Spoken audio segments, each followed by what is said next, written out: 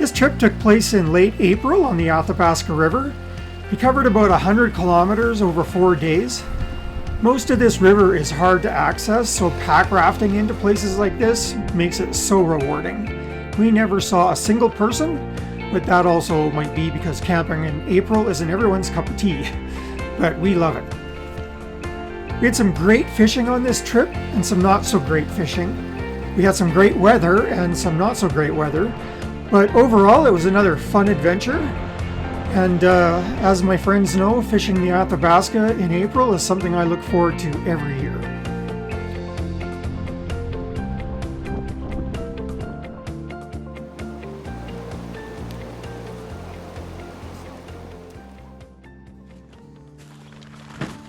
After hours of shuttling vehicles, we finally got back to our put-in and started the process of packing our boats.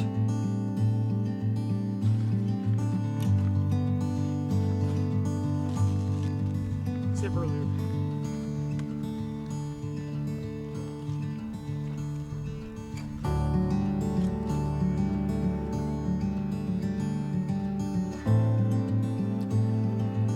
Once we were packed, we headed off down the river. It wasn't a long paddle to our first fishing spot, and we planned to spend most of the day there. And the weather couldn't have been nicer for late April, so that was really nice.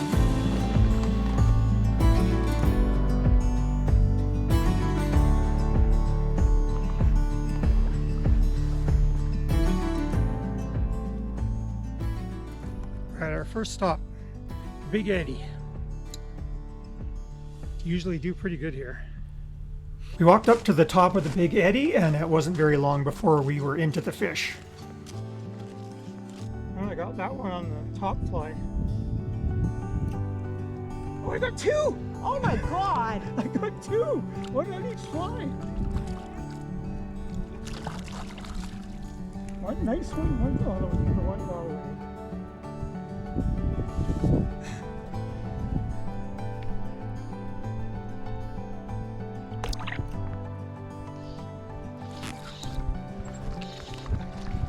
Oh, that one's a bit better.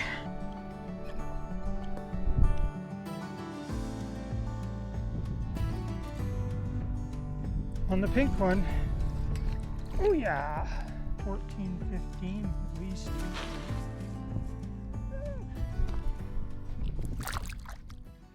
How many fish did you catch? You know what? I don't even know. So many you lost count? Well, I think maybe I got 3 or 4 in my net. I'd say I landed 7. Wow. But I also got at least 7 tangles. Oh. So I was half time untangling and half time fishing. Well, we just finished fishing at the Big Eddy. Did pretty good, lots of fish, lots of bites, no grayling. The next spot we fished can be a little hit or miss, and it sometimes takes a little while to find the fish, but not today. And we caught rainbows and grayling.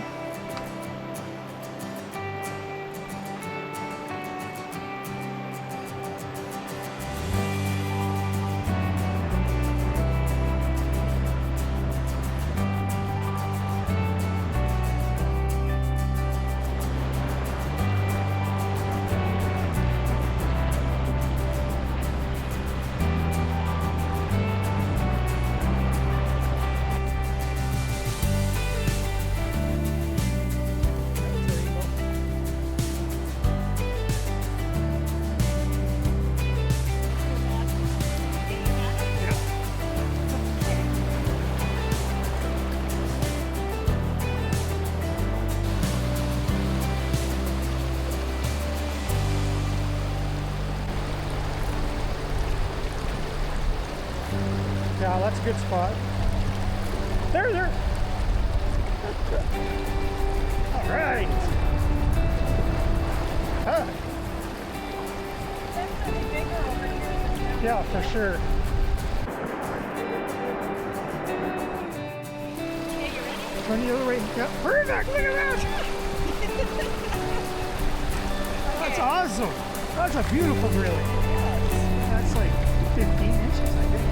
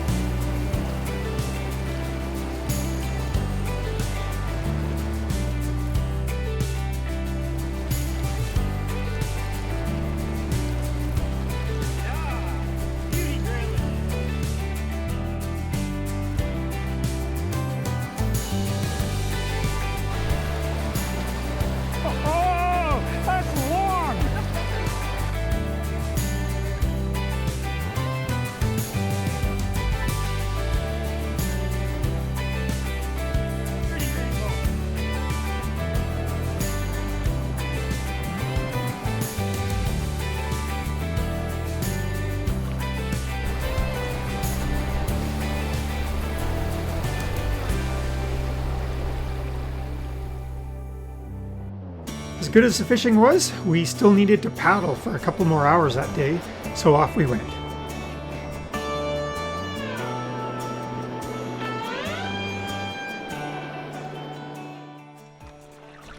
You got some beautiful fish. That was amazing. Holy cow. Well, it's the end of our paddling for day one. We dragged the boats from the river all the way up here. Really hard to find anywhere flat or dry to camp. So we're going to try to stick the tent in here somewhere. See what happens.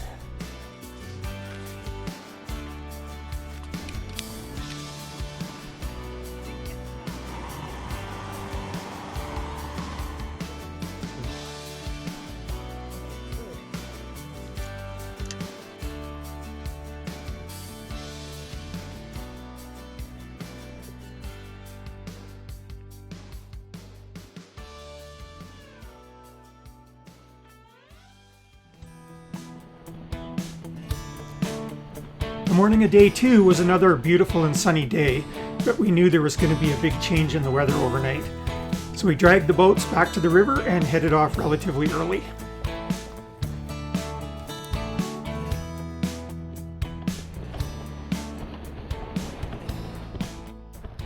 Now there's really nowhere to fish, eh? It's just like 1 foot deep water.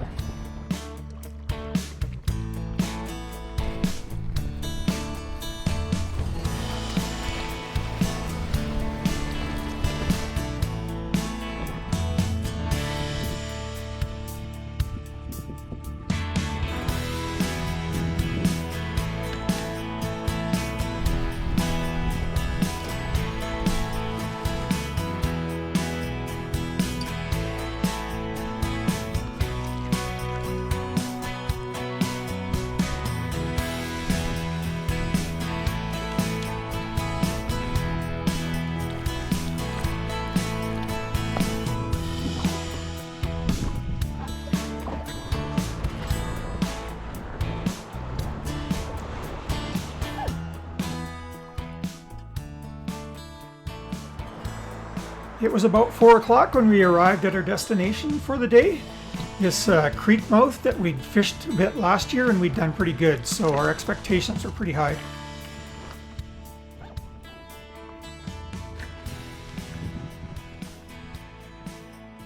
We've arrived at our day 2 camping experience. We're a little worried about the weather. It's supposed to snow tomorrow. Before we set up camp, we decided to fish for a couple hours.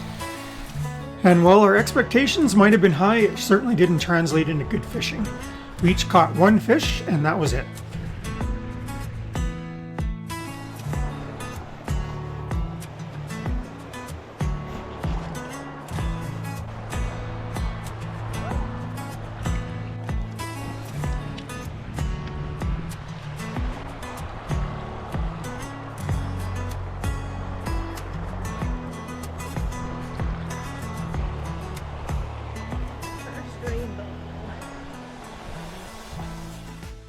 Well, it's the end of day 2. We decided to stay where we stayed last year, even though it means a long paddle either tomorrow or the next day. But we're going to stay here because there's a really bad weather forecast with some snow and heavy rain. So we found this spot last year, and it's a little bit better to ride out bad weather. So we'll see what happens tomorrow. Hopefully it's not too bad.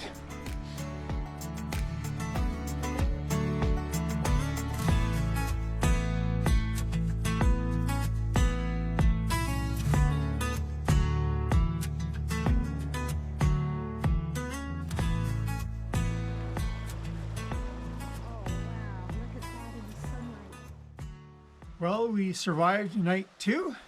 It snowed a little bit, but not much. Rained till about 10 o'clock, 11 o'clock. And now we're just packing everything out. I'm gonna have a pretty long day on the river.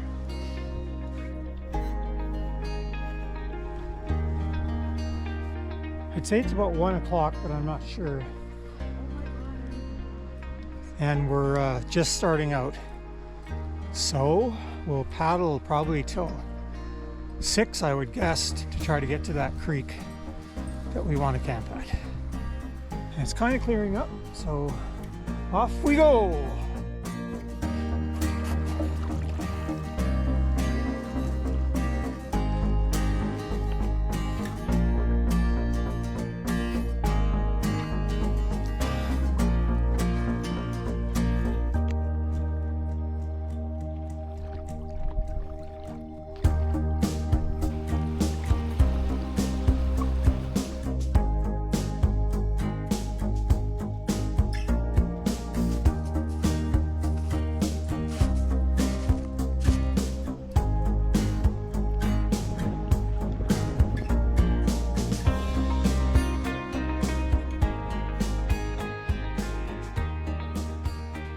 We were approaching the creek we were going to camp at, and wouldn't you know it, but there's 3 bull elk drinking from the river as we pull up.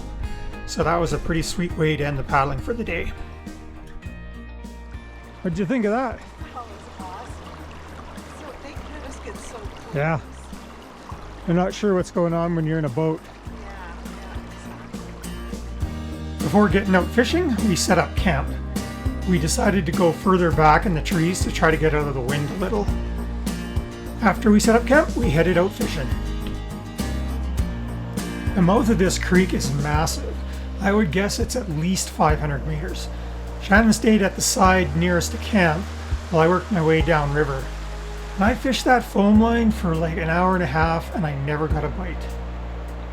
But I noticed Shannon way back there was walking back and forth to get her net quite a bit, so I ended up walking back there and seeing what she was doing.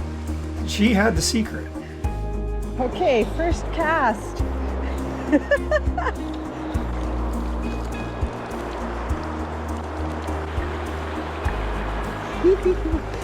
Okay, away you go.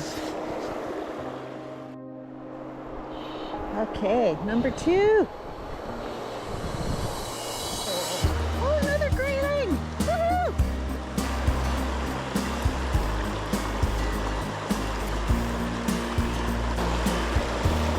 Oh wow, look at that in the sunlight.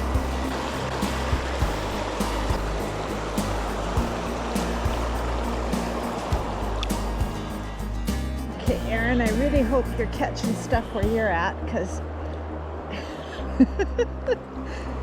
I definitely wasn't, okay, but I headed over there. there we go. Okay. The secret that Shannon discovered was the fish were holding out in faster water, about 5 to 10 feet beyond the foam line. So once I started casting there, I was into the fish pretty quickly.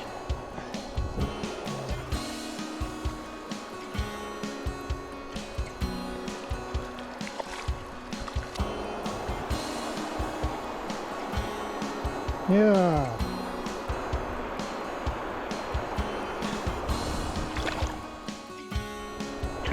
Rainbow! Well, I didn't catch as many fish as Shannon, but I still did pretty good.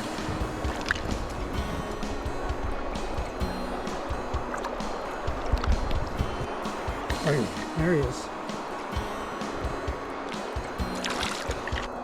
When the sun went down behind the mountain, it got cold pretty quick, and we headed back to camp, put some dry clothes on, and made dinner.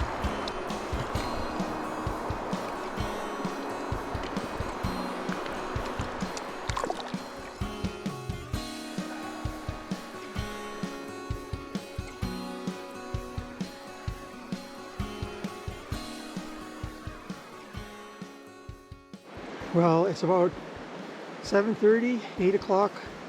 Just finished up fishing. Shannon was killing it. She found where the grayling were, and she figured she got about 10. I didn't catch any until I went over to where she was, and then I got 6. I got 6. Beautiful spot. I don't know the name of this creek or river or whatever, but it's huge. It's a big creek, eh? Yes. Maybe a river, I don't know. It's huge. It might be a little bit late. The grayling might just, I don't know, have gone. You can definitely swim up this now. But we'll pack it in for the day and we'll hit her hard tomorrow. A ton of grayling.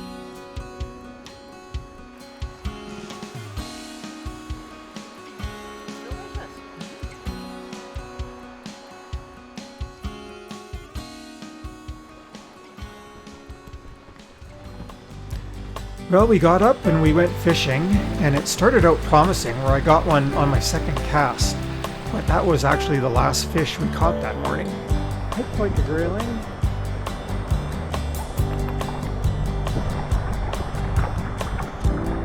Woohoo! There we go.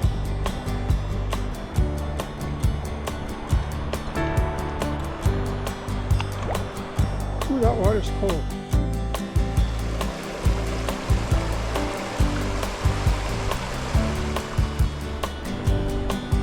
Just packing up after an uneventful morning of fishing.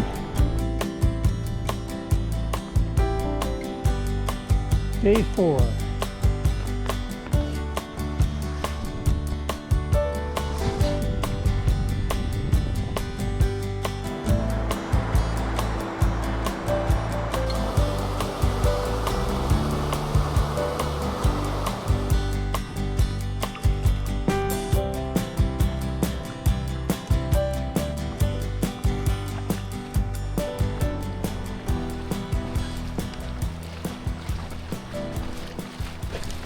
We did.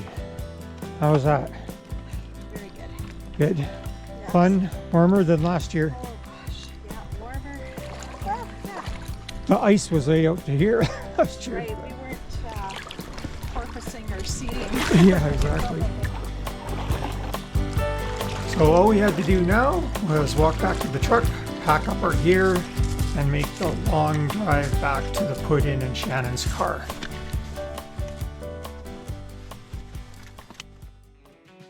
It was a good trip with a little bit of everything. We had good fishing, bad fishing, snow, rain, sun, wind, and ice. But springtime on the Athabasca always remains one of my favorite trips of the year.